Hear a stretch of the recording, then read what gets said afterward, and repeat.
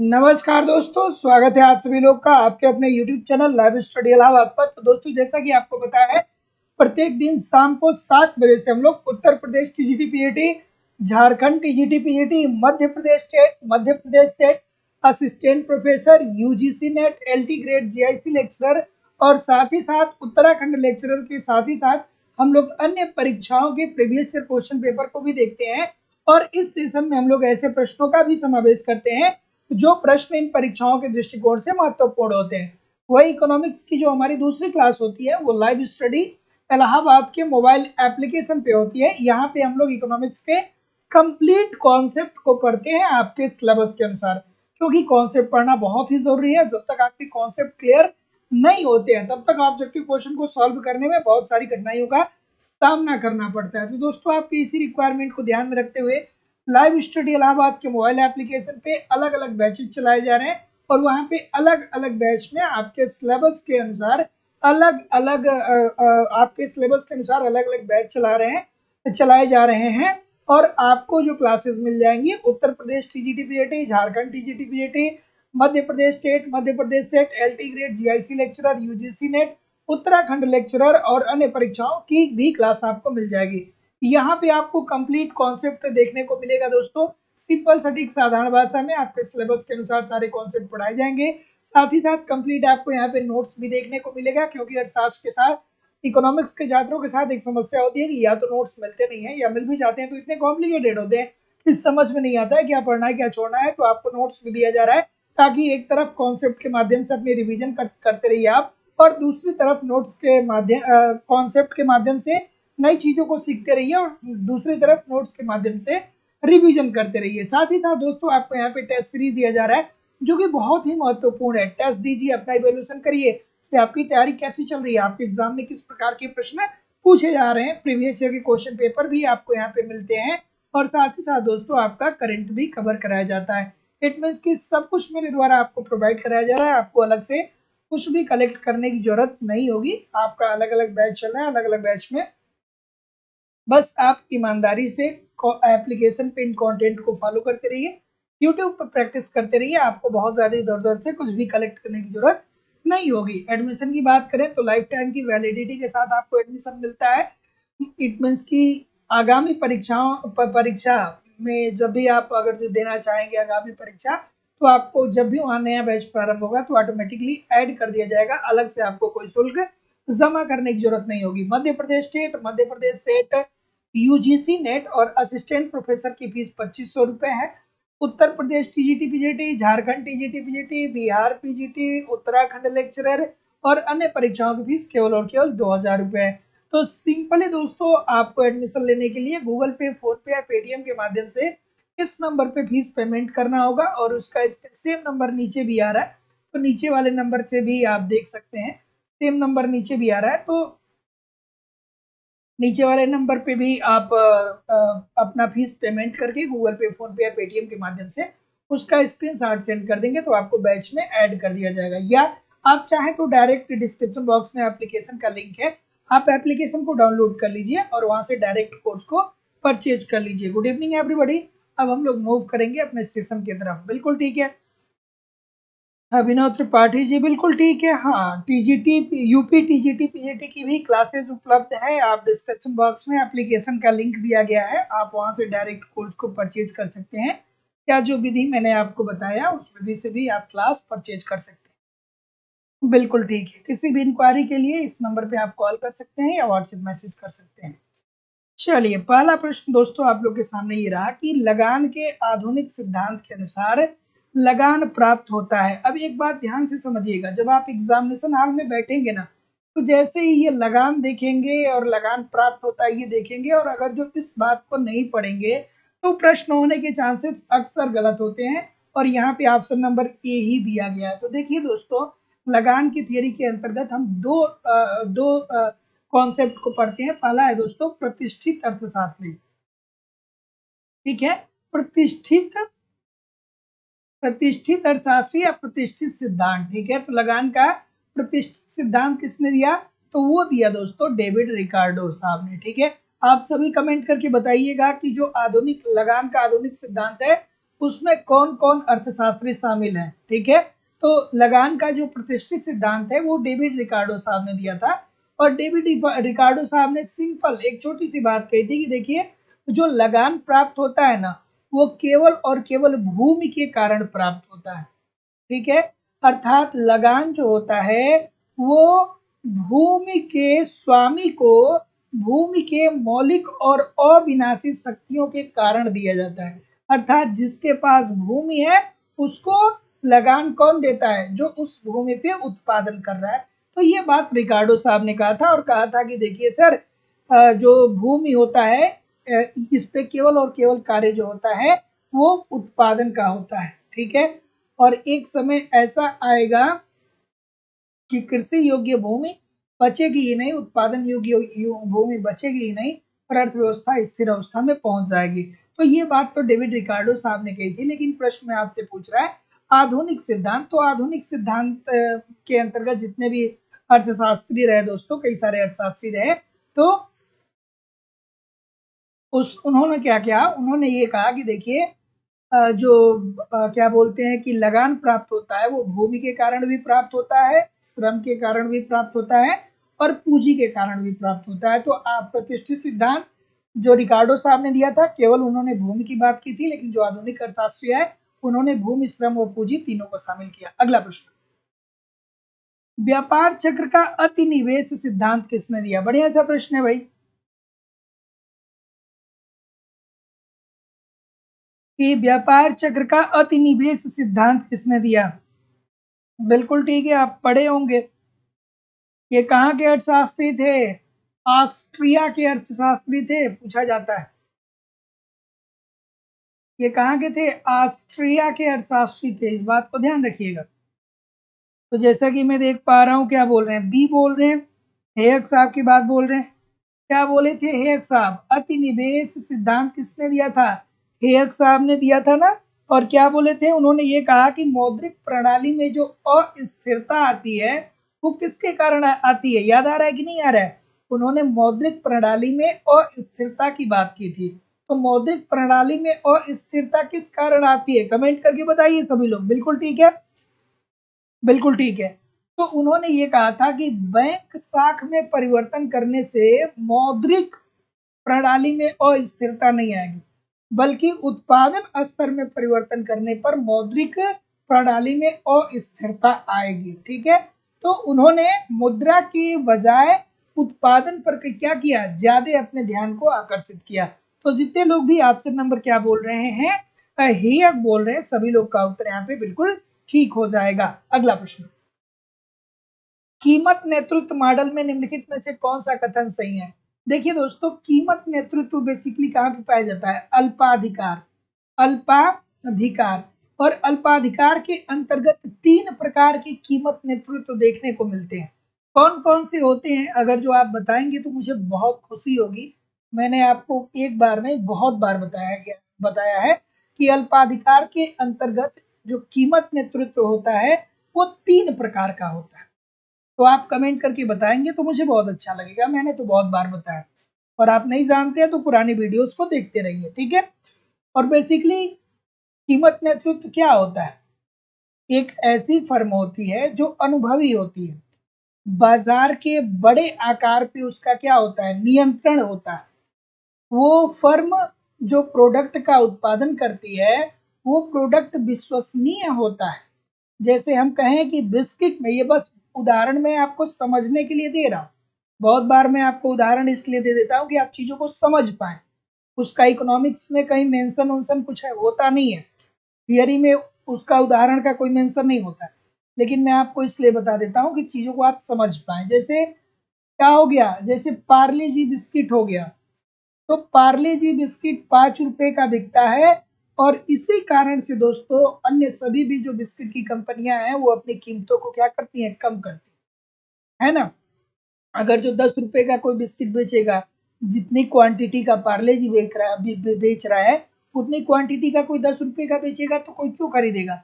और पार्ले जी ने विश्वसनीयता भी हासिल की, बहुत दिनों से उत्पादन का कार्य भी कर रहे हैं। तो ये क्या कर रहे हैं? एक तरीके से बिस्किट उद्योग के अंतर्गत कीमत नेतृत्व कर रहे हैं। ठीक है, तो जैसा कि मैं देख पा रहा हूं जितने लोग भी क्या बोल रहे हैं यहाँ पे, बिल्कुल ठीक है। किसी ने बताया नहीं, किसी ने बताया नहीं भाई ये बात, किसी ने ये बात बताई नहीं कि कितने प्रकार का कीमत नेतृत्व पाया जाता है अल्पाधिकार के अंतर्गत।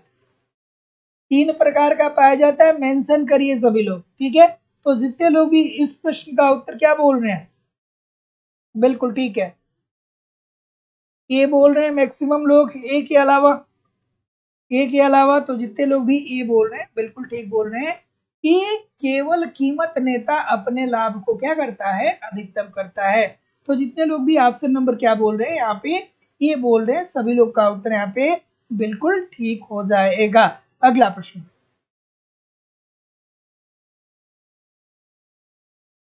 बिल्कुल अगला, कार्टेल किस बाजार का भाग है। आज का जो प्रश्न होगा, हो सकता है कि आपको आज का जो प्रश्न होगा हो सकता है कि थोड़ा आसान लगे, लेकिन कुछ न कुछ इसमें क्या होगा, कॉम्प्लिकेशन होगा, ठीक है। जितने आसान आपको दिखेंगे हो सकता है उतना आसान वो हो नहीं, ठीक है। तो इस बात को समझते रहिएगा, थोड़ा आराम से आज का सेशन करिएगा, क्योंकि कल प्रश्न हो सकता है कि कुछ ज्यादा ही आप गलत करें। बिल्कुल ठीक है सर, सी बोल रहे हैं सभी लोग, सी के अलावा और कोई नहीं बोल रहा है, कुछ भी नहीं बोल रहा है, बिल्कुल ठीक है, बिल्कुल। तो जितने लोग भी सी बोल रहे हैं, आई होप कि सभी लोग ठीक ही बोल रहे हैं, होप क्या सही बात है कि अल्पाधिकार होता है। कार्टेल क्या होता है दोस्तों, अल्पाधिकार के अंतर्गत कार्टेल का निर्माण कैसे होता है। अल्पाधिकार में कुछ फर्में होती हैं, थोड़ी फर्में होती हैं, 2 से ज्यादा फर्में होती हैं, 12 से कम फर्में होती हैं। तो इस प्रकार से जो उद्योग का निर्माण होता है उसे अल्पाधिकार कहते हैं, ठीक है। और इसमें क्या होता है दोस्तों कि कार्टेल का निर्माण किया जाता है, अर्थात कार्टेल क्या होता है कि अल्पाधिकार में जितनी भी फर्में होती हैं उन सभी फर्मों का स्वतंत्र रूप से एक ये संगठन होता है। जैसे जो तेल निर्यातक, पेट्रोल तेल तेल निर्यातक कंपनी है, उन्होंने एक समूह मिला करके किसका निर्माण किया है, ओपेक संगठन का, ठीक है। किसका, ओपेक का, ओपेक संगठन का। तो ये किसका उदाहरण है, कार्टेल का ही उदाहरण है। और ये ओपेक जो है वो क्या चाहेगा, ओपेक ये चाहेगा कि हम सभी लोगों को क्या हो, कि लाभ अधिकतम हो। और अगर जो इस उद्योग में जो हम कर रहे हैं इसमें कोई नई फर्म अगर जो एंट्री करना चाहे तो हम अपने कीमत को इतना कम कर दें ताकि नई फर्म अगर जो एंट्री करे तो उसे नुकसान का सामना करना पड़े। तो अपने लाभ को अधिकतम करना और नई फर्मों को उद्योग में आने से रोकना, यही कार्टेल का क्या होता है, उद्देश्य होता है। अगला, शब्द संभाव्य आश्चर्य किस सिद्धांत से संबंधित है। संभाव्य आश्चर्य,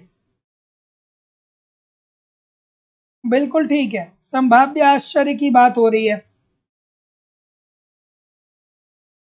अब अगर जो आपने लाभ का सिद्धांत पढ़ा होगा तो आप बहुत अच्छे से जानते होंगे, जहां पे आपने पढ़ा होगा, सुम्पीटर को पढ़ा होगा कि सुम्पीटर साहब कहते हैं कि अगर जो आप नौ प्रवर्तक हैं तभी लाभ कमाएंगे। वहीं पे आपने क्या पढ़ा होगा,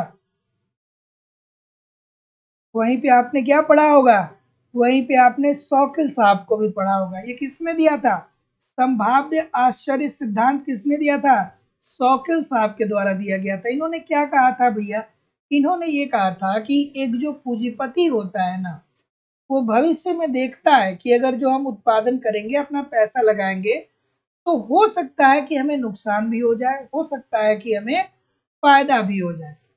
तो वो जो फायदा की उम्मीद लगाता है और सोचता है कि अगर जो हमको लाभ हो जाएगा तो ये तो बहुत आश्चर्य की बात होगी। तो जब वो उत्पादन करता है और भविष्य में चल करके उसे लाभ मिलता है, तो यही इसी बात को उन्होंने विस्मय सिद्धांत कहा या संभाव्य आश्चर्य सिद्धांत, ठीक है। कि भैया हम उतना तो उम्मीद नहीं कर रहे हैं, लेकिन हम घाटा सहने के लिए भी तैयार है, लेकिन अगर जो भविष्य में लाभ मिल जाए तो क्या होता है कि एक तरीके से आश्चर्य होता है और उसी के पारितोषिक के रूप में लाभ मिलता है किसको, उद्यमी को। तो जितने लोग भी ऑप्शन नंबर डी बोल रहे हैं ठीक बोल रहे हैं। अगला, बिल्कुल ठीक है, सभी लोगों से निवेदन है कि वीडियो को लाइक और शेयर कर दिया करिए। सभी लोग वीडियो को लाइक और शेयर जरूर किया करिए, निवेदन है सभी लोगों से। क्या उत्तर आ रहा है भाई? कि निम्नलिखित चरों के युग्म में से कौन सा एक युग्म एक त्वरक के मध्य के संबंध को बताता है? त्वरक जो होता है वो किसके मध्य संबंध को बताता है? और जब त्वरक आपके सामने आ गया तो तुरंत आपको त्वरक के बारे में याद आ जाना चाहिए कि त्वरक की सर्वप्रथम अवधारणा किसने दिया था? तो वो दिया था अफ्तेलियन साहब ने। ठीक है, किसने दिया था? अफ्तेलियन साहब ने। विकसित किसने किया था त्वरक की अवधारणा को? तो जेबी क्लार्क साहब ने। ठीक है, और त्वरक होता क्या है? ये सर्वप्रथम हो गए, सर्वप्रथम हो गए। और विकसित किसने किया था? विकसित किया था या वैज्ञानिक रूप जो दिया था वो किसने दिया था? जेबी क्लार्क ने दिया था। फिर ऐसे ही गुणक की भी याद आ जानी चाहिए कि गुणक की अवधारणा सर्वप्रथम किसने दिया था? आरिफ कौहन ने दिया था। विकसित किसने किया था? खिंस साहब ने किया था, है ना? तो चलिए सर बता दीजिए। तो जितने लोग भी क्या बोल रहे हैं? डी बोल रहे हैं, सभी लोग डी बोल रहे हैं। और कोई? डी क्यों बोल रहे हैं भाई? डी नहीं होगा ना? हाँ, बी बोल रहे हैं। हाँ, बी होगा। तो जितने लोग भी ऑप्शन नंबर बी बोल रहे हैं सभी लोग का उत्तर यहाँ पे बिल्कुल ठीक हो जाएगा। और ये थियरी हमें क्या बताता है? ये बताता है कि उपभोग वस्तुओं की मांग में वृद्धि या कमी होती है तो जो पूंजीगत वस्तुओं होंगे उसके निवेश में कमी या वृद्धि होगी। तो ये क्या क्या हो जाएगा भैया?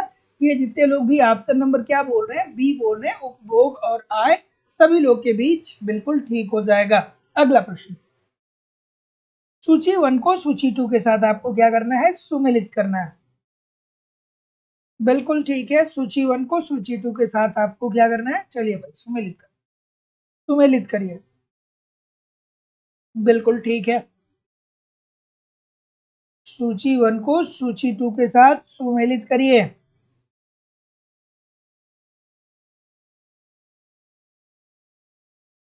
चलिए, क्या उत्तर आ रहा है? ब्याज का तरलता अधिमांश सिद्धांत क्या कहा गया था भैया? ब्याज का तरलता अधिमांश सिद्धांत को और किस नाम से जानते हैं? कमेंट करके बताइए यार। ब्याज के तरलता सिद्धांत को और किस नाम से जानते हैं? कमेंट करके सभी लोग बताइएगा। अर्थ का परिमाण सिद्धांत जो है फिशर साहब कहाँ पे है भैया? M V is equal to P T. ठीक है तो यहाँ पे, ठीक है। व्यापार चक्र का सिद्धांत कितना भैया? 4 चक्र। ठीक है, व्यापार चक्र की कितनी अवस्थाओं की बात करते हैं? 4। मुद्रास्फीति एवं बेरोजगारी के मध्य संबंध फिलिप्स साहब। अगर जो बेरोजगारी 1% बढ़ेगी तो, अच्छा सॉरी, ये फिलिप्स की बात हो, हाँ ठीक है। मुद्रा स्फीति की दर एवं बेरोजगारी के मध्य फिलिप्स, बिल्कुल ठीक है। तो यहाँ पे क्या बोल रहे हैं भैया? 2 1 3 4, यहाँ, ठीक है ठीक है। तो जितने लोग भी 2 1 3 4 बोल रहे हैं बिल्कुल सही है। अगला, एक फर्म विक्रय लागत पर व्यय करती है अब ये प्रश्न आपको देखने में बहुत आसान लगेगा लेकिन पक्का 100% दोस्तों जब आप पेपर देने जाएंगे ना तो आप option number B, option number C और ऑप्शन नंबर डी में 100% कंफ्यूज होंगे और 50% लोग इसको क्या करेंगे? गलत करके आएंगे। इसीलिए मैं बोलता हूँ भैया, सफलता जो है ना, सफलता प्राप्त करने के लिए आपको कंडीशन कोई भी हो, स्थिति कोई भी हो, हम हमेशा मोटिवेटेड नहीं होते, हम हमेशा अपने करियर को लेके उत्साहित नहीं होते, लेकिन हमें हमेशा काम करते रहना पड़ेगा। कभी कभी आप अपने जीवन में बहुत मोटिवेट हो जाते हो कि अब तो कुछ भी हो जाए, परीक्षा निकालना ही है, चाहे 16 घंटा पढ़े चाहे 20 घंटा पढ़े। और कभी कभी क्या होता है यार, चलो जिंदगी चल रही है ना? तो सफलता प्राप्त करने के लिए यार देखिए, आपके अंदर से ये मोटिवेशन हमेशा नहीं आएगा, रोज नहीं आएगा, रोज एक जैसी क्षमता आपकी नहीं होगी, लेकिन फिर भी आपको लगे रहना है, आपको मेहनत करते रहना है ना? और जो सफलता की रिक्वायरमेंट होती है ना, वो आपको अक्सर सप्ताह में एक बार या महीने में एक बार वो कुछ इस तरीके से दिखाई देगी ना कि लगेगा कि यार सफल नहीं होंगे तो जिंदगी में कुछ नहीं है। बाकी तो ऐसे इधर उधर की बातों में कोई आपको फंसा देगा, आप कहीं फंस जाएंगे, इधर उधर की बातों में चलती रहेगी जिंदगी। लेकिन यार सफलता प्राप्त करना है ना, परिस्थिति कोई भी हो, स्थिति कोई भी हो, कुछ भी चल रहा हो जिंदगी में, काम करना है यार, काम करना है, बस काम करना है, पढ़ना है, जो हमारा काम है वो करना है। चलिए अगला प्रश्न आपके सामने ये रहा, क्या उत्तर होगा भाई? बिल्कुल ठीक है कि एक बिग फर्म विक्रय लागत पर व्यय करती है। तो जैसा कि मैं देख पा रहा हूँ, क्या उत्तर आप बोल रहे हैं? आप बोल रहे हैं कि देखिएगा सर, ये एकाधिकारिक प्रतियोगिता के अंतर्गत होता है। किसने दिया था सर थियरी? एकाधिकारिक प्रतियोगिता के अंतर्गत विक्रय लागत की अवधारणा किस अर्थशास्त्री के द्वारा दिया गया था? आप कमेंट करके मुझे बताइएगा, ठीक है। एकाधिकार और साथ ही साथ दोस्तों ये कहीं कहीं पे अल्पाधिकार के अंतर्गत भी विक्रय लागत को देखने को मिलता है, ठीक है। दो प्रकार की प्रतियोगिताओं के अंतर्गत दोस्तों देखने को मिलता है, एक अल्पाधिकार, एक एकाधिकार और दूसरा अल्पाधिकार।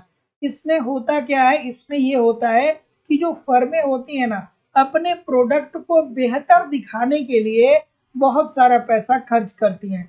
जैसे आप देखते हैं ना, कोको कोला हो गया, स्लाइस हो गया, फ्रूटी हो गया, ये जितनी भी कंपनियां हैं ये दिखाती हैं कि भैया सलमान खान क्या कर रहे हैं, पेप्सी पी रहे हैं, और उनकी पर्सनालिटी क्या है, बहुत बड़ी है, और एक बार पता नहीं ये घूंट पेप्सी का लगाए और पता नहीं कितने कहां से कहां वो पहुंच गए।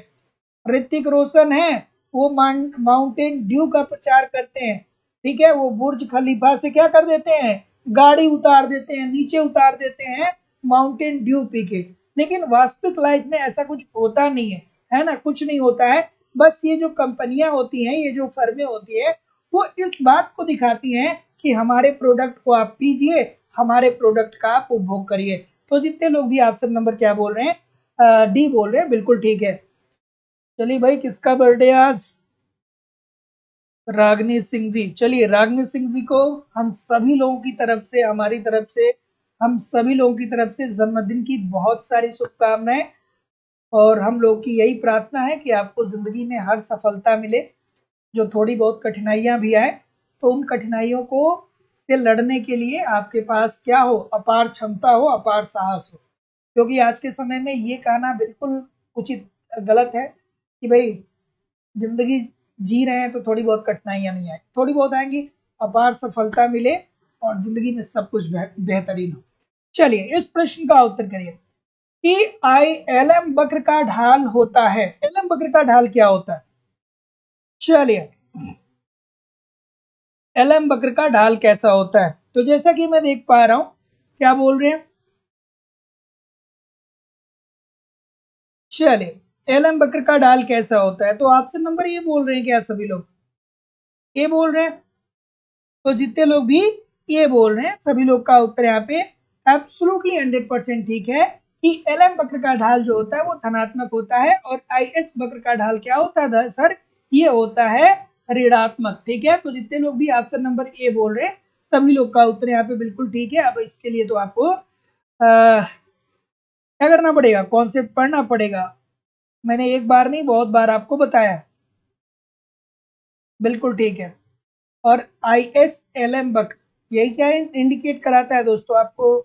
आपने अगर जो आई एस एल एम वक्र को पढ़ा होगा तो आप ठीक तरीके से जानते हैं होंगे, नहीं जानते होंगे तो आप थोड़ा सा पढ़िए, कॉन्सेप्ट को पढ़िए, इकोनॉमिक्स के कॉन्सेप्ट को पढ़िए। खास करके यूपी टीजीटी पीजीटी के जो छात्र होंगे वो आई एस एल एम वक्र पे ध्यान नहीं दिए होंगे। यूजीसी नेट वाले जो होंगे वो बहुत अच्छे से जानते होंगे, लेकिन टीजीटी पीजीटी में भी वहां से प्रश्न बनते हैं, ठीक है। मैं बार बार बोलता हूँ, बहुत सारे लोग कहते हैं कि सर जितना सिलेबस है उतना करा दीजिए, उससे ज़्यादा नहीं कराइए। एक बात समझ लीजिए, जब भी पेपर बनता है ना, तो ऐसा नहीं होता है कि जो भी आपका पेपर सेट करता है वो आपके सिलेबस को सामने रख करके देखता है और उसके आधार पे क्वेश्चन पेपर को सेलेक्ट करता है। ऐसा बिल्कुल नहीं होता है भाई। तो इस बात को ध्यान में रखिए कि हाँ, ऐसा नहीं है कि बहुत ज्यादा सिलेबस से इधर उधर की चीजें पूछी जाती है, लेकिन इकोनॉमिक्स मतलब पूरा आपको पढ़ना है। और जो आप कहीं भी पढ़ते हैं, चाहे यूजीसी नेट हो गया, चाहे यूपी टीजीटी पीजीटी हो गया, चाहे कुछ भी हो गया, तो उसमें क्या होता है कि एक पढ़ने की स्ट्रेटजी अलग अलग होती है। अदरवाइज चीजें लगभग लगभग वही होती हैं, है ना, स्ट्रेटजी अलग होती हैं। यूजीसी नेट में थोड़ा सा और डीपली चीजों को आपको पढ़ना पड़ता है ना। चलिए इस प्रश्न का उत्तर करिए। बिल्कुल ठीक है कि निम्नलिखित में से किस मॉडल में प्रत्येक विक्रेता अपने प्रतिद्वंदी की उत्पादन मात्रा को स्थिर मानता है। तो जैसा कि मैं देख पा रहा हूं, बिल्कुल ठीक है, बिल्कुल ठीक है, बिल्कुल ठीक है, बिल्कुल ठीक है। तो जैसा कि मैं देख पा रहा हूँ आप डी बोल रहे हैं, बिल्कुल ठीक बोल रहे हैं। ये कौन बताता है भैया? कुर्नो मॉडल में बताया गया है ना। तो निम्नलिखित में से किस मॉडल में प्रत्येक विक्रेता अपने प्रतिद्वंदी की उत्पादन मात्रा को स्थिर मानता है? तो ये कुर्नो मॉडल में माना गया है। तो जितने लोग भी ऑप्शन नंबर यहाँ पे क्या बोल रहे हैं, डी बोल रहे हैं, सभी लोग का उत्तर बिल्कुल ठीक है। और ये किस प्रतियोगिता के अंतर्गत कहा गया है भैया? ये अल्पाधिकार के अंतर्गत कहा गया है ना, अल्पाधिकार के अंतर्गत। अल्पाधिकार के अंतर्गत कुर्नो साहब ये बोलते हैं कि एक विक्रेता जो होता है या एक उत्पादक जो होता है, बाकी के जो भी उत्पादक होते हैं या जो भी विक्रेता होते हैं उनको क्या करता है, उनके उत्पादन की मात्रा को स्थिर मानता है। तो जितने लोग भी डी बोल रहे हैं, छोटी सी बात है, सभी लोग का उत्तर ठीक हो जाएगा। अगला, निम्नलिखित में से कौन सा राजकोषीय नीति का संयंत्र नहीं है? बिल्कुल ठीक है।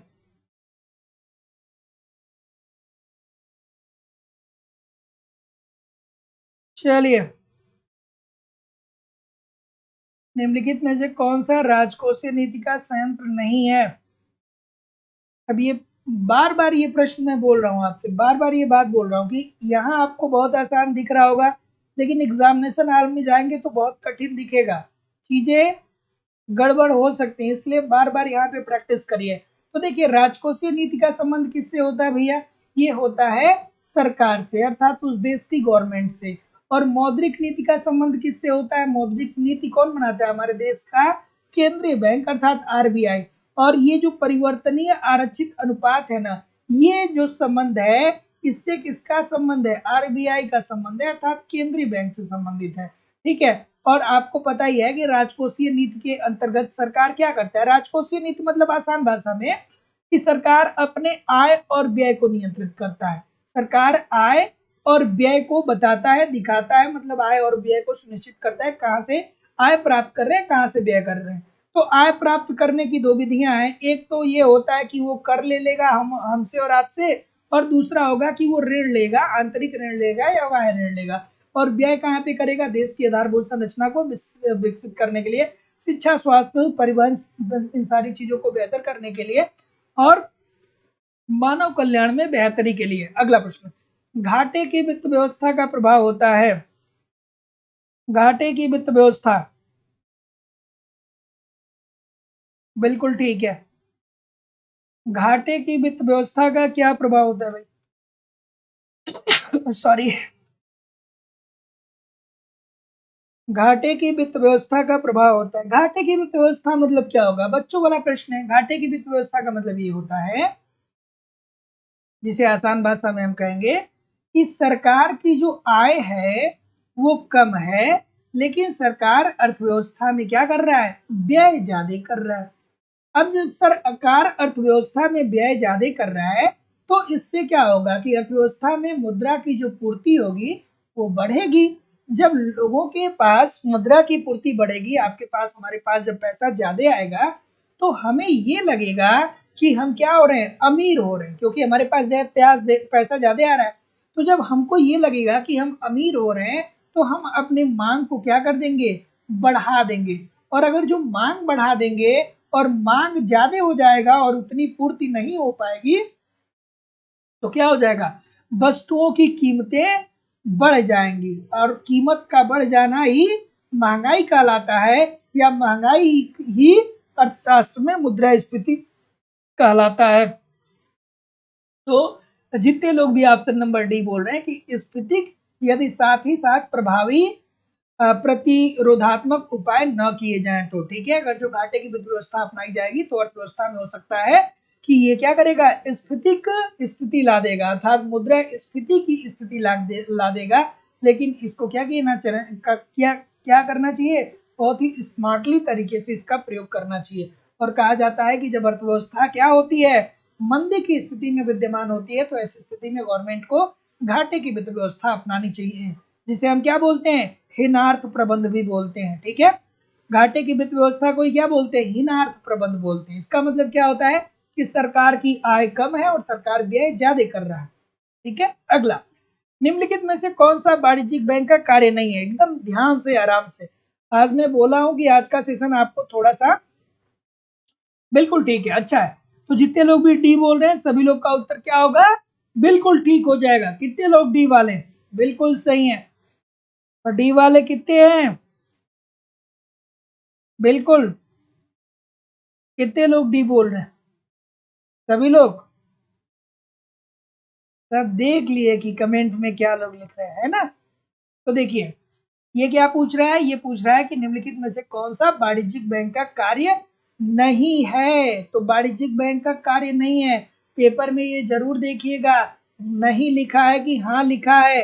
कम से कम 10 क्वेश्चन या 5 से 10 क्वेश्चन इस प्रकार के होते हैं और बहुत सारे लोग गलत करते हैं, वो नहीं देखते ही नहीं है। वो बस इतना पढ़ लिए कि निम्नलिखित में से कौन सा वाणिज्यिक बैंक का कार्य, अपनी वो समझ गए, फिर उन्होंने जस्ट नीचे देखा साख का सृजन करना। तो वाणिज्यिक बैंक का सबसे महत्वपूर्ण कार्य क्या होता है? साख का सृजन करना। और कौन सा कार्य नहीं होता है? तो साख पेन का नियंत्रण और नियमन करना परिणात्मक और गुणात्मक वे में कौन करता है?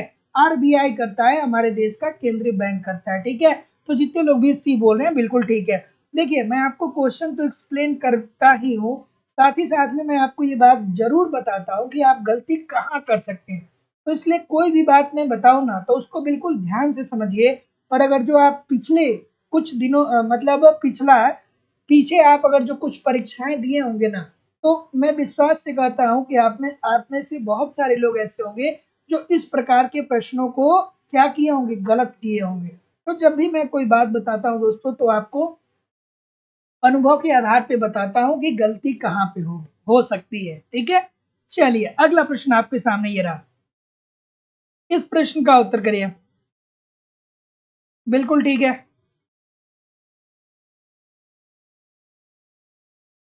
ठीक है। अगला प्रश्न कि मुद्रास्फीति का कारण क्या है? अब देखिए, ये भी देखने में आपको बहुत आसान लगेगा, लेकिन ये भी चारों ऑप्शन आपको क्या करेगा? कंफ्यूज करेगा। ये भी चारों ऑप्शन आपको कंफ्यूज करेगा। बिल्कुल ठीक है, सभी लोग डी बोल रहे हैं। सभी लोग डी बोल रहे हैं, और कोई भाई? डी के अलावा कोई नहीं है?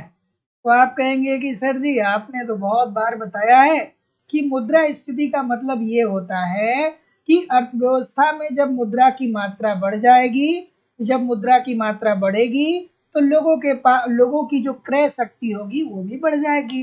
अर्थात लोगों की क्रय शक्ति जो होगी वो भी बढ़ जाएगी। जब आपके पास पैसा आएगा तो आप खर्च करेंगे, और क्या? पैसा आएगा तो खर्च करेंगे, जब खर्च करेंगे तो इसमें इट मीन्स कि आप अपने मांग को बढ़ा रहे हैं।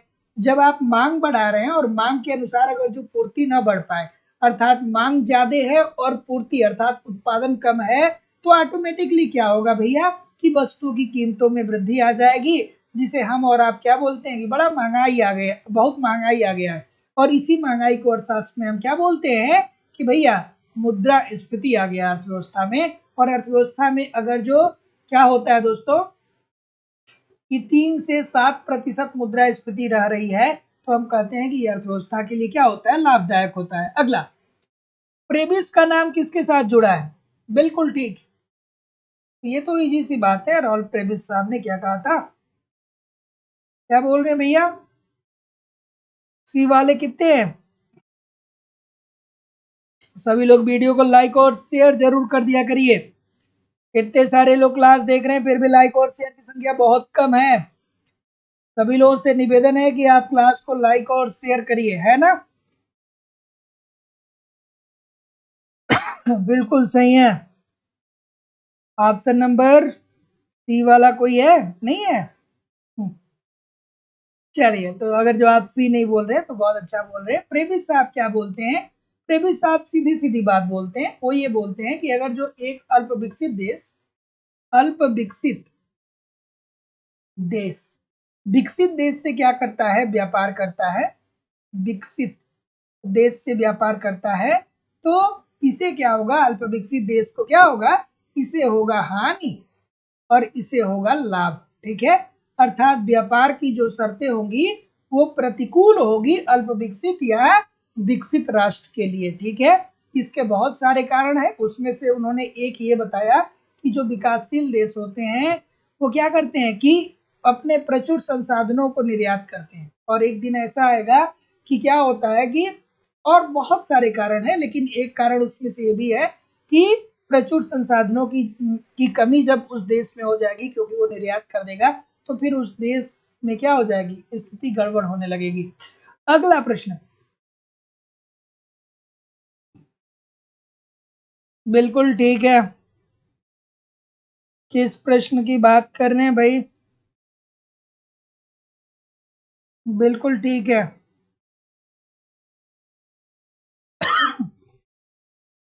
अगला, परिवर्तनीय विनिमय दर प्रणाली के अंतर्गत विनिमय दर का निर्धारण कौन करता है? चलिए सर, चलिए आसान भाषा में आप हमको ये बता दीजिए कि रोज आप देखते हैं, रोज सुनते हैं कि डॉलर इतना पैसा मजबूत हो गया, डॉलर इतना पैसा कमजोर हो गया, तो इसका निर्धारण कौन करता है भाई?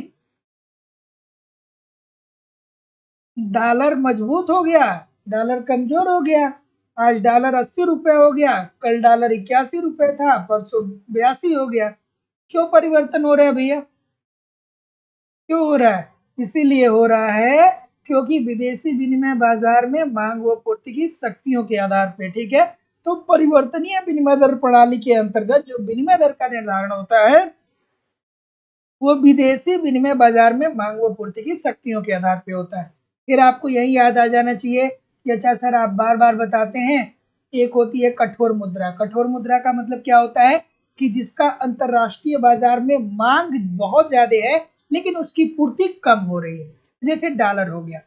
वही दूसरी तरफ होता है मुलायम मुद्रा, अर्थात जिसकी अंतरराष्ट्रीय बाजार में मांग कम है लेकिन उसकी पूर्ति ज्यादा है। ठीक है, तो इस बात को ध्यान रखना है। अगला, विशेष आहरण अधिकार एसडीआर को सदस्य राष्ट्रों में निम्नलिखित में से किसके अनुपात में आवंटित किया जाता है? क्या उत्तर होगा भाई? चलिए, श्रुति कुमारी जी गुड इवनिंग, इस प्रश्न का उत्तर करिए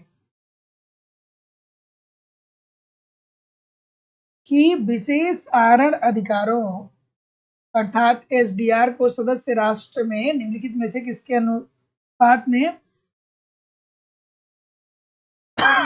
बिल्कुल, तो जितने लोग भी ऑप्शन नंबर क्या बोल रहे हैं, डी बोल रहे हैं, सच्ची सच्ची बताइए कि किसको याद आया कि कैसे पढ़ना है। अब आपने अगर जो एसडीआर देख लिया तो तुरंत आपको याद आना चाहिए आईएमएफ। ठीक है, तुरंत आईएमएफ याद आ जाना चाहिए। फिर आपको याद आ जाना चाहिए कि आईएमएफ की स्थापना 1945 में होती है, कार्य करता है 1947 में। 1970 के पहले क्या होता है कि आईएमएफ की जो मुद्रा होती है वो अमेरिकी डॉलर होती है, लेकिन पश्चिमी देश जो होते हैं विरोध कर देते हैं। इसी कारण से एसडीआर का क्या होता है, जन्म हो जाता है। एसडीआर जिसे विशेष कारण अधिकार बोला जाता है, ये एक बही खाता प्रविष्टि होती है। वास्तविक रूप में इसको ऐसी कोई मुद्रा नहीं होती है कि आप हाथ में इसको ले सकते हैं, इसीलिए इसे पेपर गोल्ड भी बोला जाता है। ठीक है, और भारत जो था वो आईएमएफ की स्थापना के समय आईएमएफ का सदस्य देश था, लेकिन फिर क्या हुआ, 1953-54 के अंतर्गत जो उन्होंने साख लिया था वो रिटर्न नहीं कर पाए तो उनको बाहर निकाल दिया गया। ये सारी चीजें आपको याद आना चाहिए, ये तो अब कहानी बन जानी चाहिए। ठीक है, बिल्कुल ठीक है। अगला प्रश्न कि, हाँ फ्रांस भी याद आना चाहिए। अगला प्रश्न कि सोलो के समृद्धि मॉडल में निम्नलिखित में से कौन सा स्थिर नहीं रहता? सोलो के मॉडल में कौन सा स्थिर नहीं है भाई? सोलो साहब किसकी मान्यताओं को आगे बढ़ाते हैं? जो इकोनॉमिक्स ठीक तरीके से पढ़ा होगा वो जानता होगा, कमेंट करके बताइए कि जो रॉबर्ट सोलो साहब थे उन्होंने जो थियरी दी थी उस थियरी का आधार वो किन अर्थशास्त्रियों के मान्यताओं को बनाए थे, उसमें अपना भी कुछ एडअप किया था, कुछ विस्तृत किया था। लेकिन कुछ मान्यताएं दूसरे से भी ली गई थी। किससे लिया था इन्होंने, कमेंट करके बताइए। बिल्कुल ठीक है, बिल्कुल ठीक है, बिल्कुल। तो ऑप्शन नंबर क्या बोल रहे हैं? बिल्कुल। तो जितने लोग भी ऑप्शन नंबर क्या बोल रहे हैं सर, थोड़ा आराम से, बी बोल रहे हैं, बिल्कुल ठीक है। तो सोलो सांप का जो मॉडल है दोस्तों, वो हैरेड डोमर का ही विस्तृत मॉडल है, ठीक है। जो हैरेड डोमर मॉडल आप पढ़े होंगे, उसी मॉडल को सोलो साहब ने और विस्तृत करके बताया था, ठीक है। तो इस बात को भी आपको ध्यान रखना है, योग की ध्यान ही होगा, लेकिन फिर भी ठीक है, याद कर लेंगे तो सही रहेगा, एक बार रिवाइज हो जाएगा इसी बहाने। चलिए, क्या उत्तर होगा भाई कि सोलो के समृद्धि मॉडल में निम्नलिखित में से कौन सा स्थिर नहीं रहता है? तो सोलो साहब की जो मॉडल है उसमें कौन सी चीजें स्थिर नहीं रहती है? तो सोलो साहब ने कहा था कि पूंजी श्रम अनुपात जो होता है वो क्या होता है, उसमें प्रतिस्थापन की स्थिति विद्यमान होती है। तो जितने लोग भी ऑप्शन नंबर क्या बोल रहे हैं, जितने लोग भी ऑप्शन नंबर बी बोल रहे हैं, सभी लोग का उत्तर यहाँ पे बिल्कुल ठीक है। और इन्हीं मॉडल को क्या बोला जाता है, नियो क्लासिकल मॉडल बोला जाता है। तो ऑप्शन नंबर क्या हो जाएगा, B, this is the right answer हो जाएगा। आपको ध्यान में रखना है, याद रखना है कि सोलो के समृद्धि मॉडल में निम्नलिखित में से कौन सा स्थिर नहीं रहता है? तो पूंजी श्रम अनुपात को उन्होंने स्थिर नहीं माना है, ठीक है। अगला प्रश्न, पूंजी को श्रम से, श्रम को पूंजी से प्रतिस्थापित करने की बात उन्होंने किया था। अगला प्रश्न, बिल्कुल ठीक है।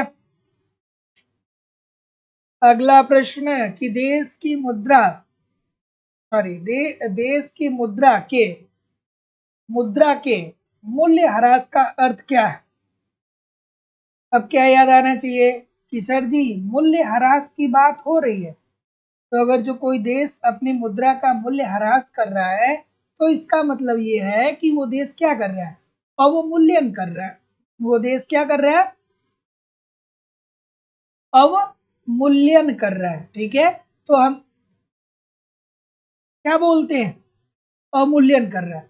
तो ऐसी स्थिति में क्या होता है कि जब अवमूल्यन होता है, तो देश का जो देश की जो मुद्रा होती है, उसका बाह्य मूल्य जो होता है वो कम हो जाता है, और इस कारण से आयात जो होते हैं वो क्या होते हैं, महंगे हो जाते हैं। लेकिन घरेलू मुद्रा जो होती है वो क्या रहती है दोस्तों, एज इट इज रहती है। तो जैसा कि मैं देख पा रहा हूँ, आप बी बोल रहे हैं, सभी लोग का उत्तर यहाँ पे बिल्कुल ठीक हो जाएगा, घरेलू मुद्रा का सस्ती हो जाना। तो जितने लोग भी बी बोल रहे हैं, सभी लोग का उत्तर यहाँ पे बिल्कुल ठीक हो जाएगा। अगला प्रश्न कि निम्नलिखित विकल्पों में से कौन सा मार्क्स के विकास मॉडल में शोषण की दर को प्रदर्शित करता है? चलिए, और जो लोग भी लाइव स्टडी इलाहाबाद के मोबाइल एप्लीकेशन पे कॉन्सेप्ट की क्लास नहीं ज्वाइन किए हैं, आप सभी लोग जरूर ज्वाइन करिए। वहां पे आपको सारे कॉन्सेप्ट पढ़ाए जा रहे हैं, कंप्लीट आपको नोट्स दिए जा रहे हैं, टेस्ट सीरीज दिए जा रहे हैं, प्रीवियस ईयर के क्वेश्चन पेपर और करंट सब कुछ दिया जा रहा है। आप ईमानदारी से एप्लीकेशन पे जितनी भी क्लासेस आपको मिल रही हैं ठीक तरीके से करते रहिए, यूट्यूब पे प्रैक्टिस करते रहिए, कहीं भी इधर उधर से कुछ भी कलेक्ट करने की जरूरत नहीं पड़ेगी। डिस्क्रिप्शन बॉक्स में जाकर के एप्लीकेशन को डाउनलोड करके डायरेक्ट भी कोर्स को परचेज कर सकते हैं, या अगर जो वहां से नहीं परचेज कर पा रहे हैं तो इंक्वायरी के लिए इस नंबर पे कॉल या व्हाट्सएप मैसेज कर सकते हैं। फीस केवल 2000 रुपए है। आप गूगल पे, फोन पे या पेटीएम के माध्यम से फीस पेमेंट करके, इस नीचे जो नंबर आ रहा है इस नंबर पे फीस पेमेंट करके एडमिशन ले सकते हैं। फीस पेमेंट करके इसका स्क्रीनशॉट आपको इसी व्हाट्सएप नंबर पे सेंड करना होगा। किसी भी इंक्वायरी के लिए इस नंबर पे कॉल या व्हाट्सएप मैसेज कर सकते हैं। तो क्या उत्तर आ रहा है सर? बिल्कुल ठीक है, बिल्कुल ठीक है। तो जितने लोग भी क्या बोल रहे हैं, सी बोल रहे हैं, एस अपान सी अपान भी है या समान भी, सी डी, काफी विविधता आ रही है। तो जितने लोग भी डी बोलेंगे सर, सभी लोग का उत्तर यहाँ पे बिल्कुल ठीक है। शोषण की दर ये कौन बताता है भैया, कार्ल मार्क्स साहब बताते हैं ना। अगर जो आप इनकी अगर जो थियरी पढ़े होंगे तो जानते होंगे, नहीं पढ़े होंगे तो नहीं जानते हैं। एस अपन बी से बात करते हैं। बचत की कौन सी बात होती है भैया, जब बचत की बात करते हैं तो बचत का फॉर्मूला आप कमेंट करके बताइए, ठीक है। ठीक है, शोषण की दर तो आपने बता दिया कि एस अपन बी, लेकिन बचत का फॉर्मूला आप मुझे कमेंट करके सभी लोग बताएंगे, ठीक है। तो जितने लोग भी ऑप्शन नंबर डी बोल रहे हैं बिल्कुल ठीक है। शोषण की दर, कार्ल मार्क्स की आपने थियरी पढ़ी होगी ना, उन्होंने कहा था ना कि देखिए भैया, उत्पादन के में उत्पादन जो होता है उसमें दो वर्ग लगा हुआ है, एक पूंजीपति वर्ग, दूसरा श्रमिक वर्ग। तो जो पूंजीपति होता है ना, वो श्रमिकों को उनकी सीमांत उत्पादकता के बराबर उनको मजदूरी नहीं देता है, और इसी कारण से जो उद्यमी होता है वो क्या करता है, अतिरेक प्राप्त करता है, और वही अतिरेक क्या होता है, वो लाभ होता है, और वो क्या करता है, वो अतिरेक श्रमिकों का शोषण करके प्राप्त करता है। तो जितने लोग भी ऑप्शन नंबर डी बोल रहे हैं बिल्कुल ठीक बोल रहे हैं। अगला, चलिए, कि भारत में सेवा कर सर्वप्रथम लागू किया गया था। ऐसे प्रश्न कभी कभी आपके पेपर में पूछे जाते हैं, फिर आप कहेंगे कि अरे हमने तो इसकी प्रैक्टिस की ही नहीं। तो सेवा कर सर्वप्रथम लागू कब हुआ था भैया भारत में? बिल्कुल ठीक है। सेवा कर से संबंधित कौन सी समिति बनाई गई थी, याद है? सेवा कर से संबंधित कौन सी समिति बनाई गई थी, याद है कि नहीं है? चलाया समिति या कमेटी, चलाया कमेटी। याद रखिएगा कि सेवा कर का जो संबंध है वो किससे है, चलाया कमेटी से है। और ये सर्वप्रथम कब लागू किया गया, तो ये लागू किया गया दोस्तों 1994 और 1995 में। तो जितने लोग भी ऑप्शन नंबर क्या बोल रहे हैं, बी बोल रहे हैं, बिल्कुल ठीक बोल रहे हैं। अगला,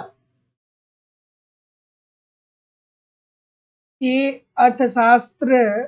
अर्थशास्त्री में आवश्यकता विहीनता का सिद्धांत किसने दिया? ये तो आसान सा प्रश्न है, ये आसान सा प्रश्न है कि आवश्यकता विहीनता की का सिद्धांत किसने दिया। चलिए भाई बताइए, अधीर सिंह जी, ब्यूटी सिंह जी, दीक्षा सिंह जी, राजकुमार जी, एसपी जी, सुमन शर्मा जी, रश्मि तिवारी जी, मौसम कुमारी जी, राजन सिंह जी, संजय कुमार जी, मिनी रावत जी, तस्नीम जी, अक्षय जी, सुमन शर्मा जी, मौसम कुमारी जी। ठीक है, बहुत तेजी से उत्तर आ रहा है, कोई बात नहीं, ठीक है।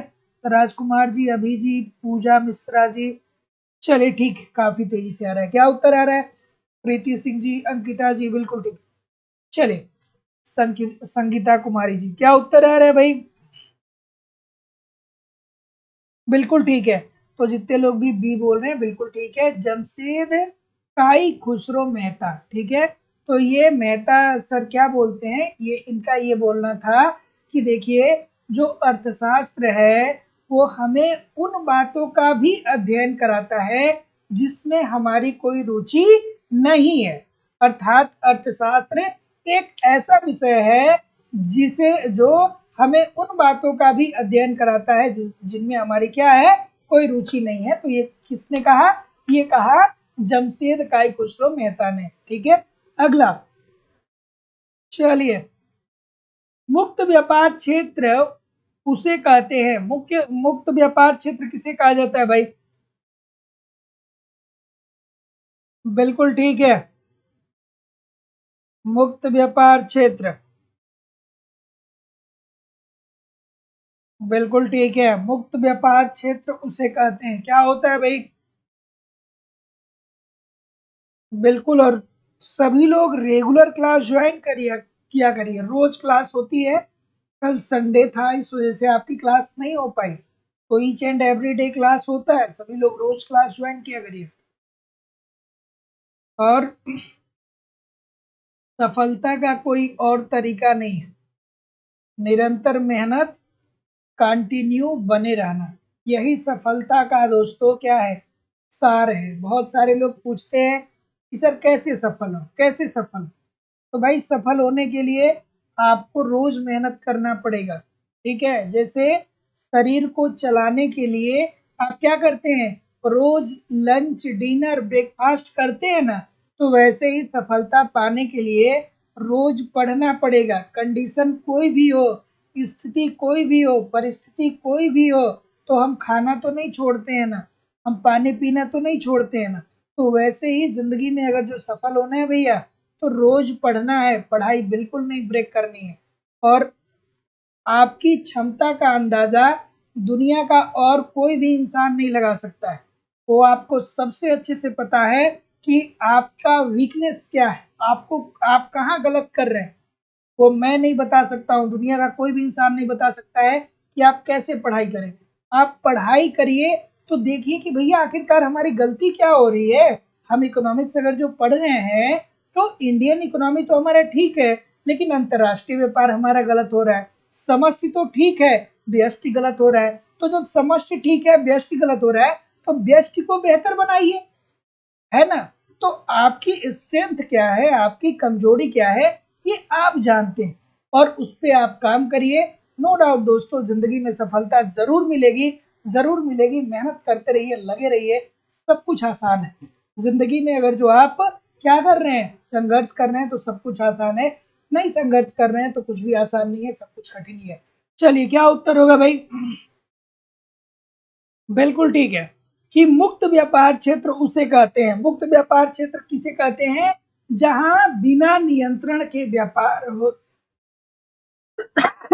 जहां पे क्या होता है, बिना नियंत्रण। मतलब किसका नियंत्रण, किसका नियंत्रण? सरकार का कोई नियंत्रण नहीं हो, सरकार कोई भी प्रशुल्क न लगाए, सरकार कोई भी कोटा न लगाए, सरकार कोई भी अभ्यंश न लगाए, ठीक है।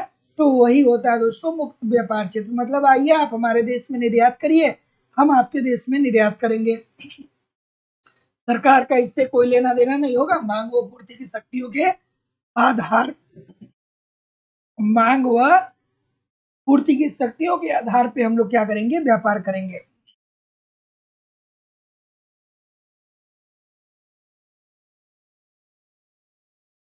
अगला कि निम्नलिखित में से कौन सा जैकब वाइनर के अनुसार विकास का एक सूचक है?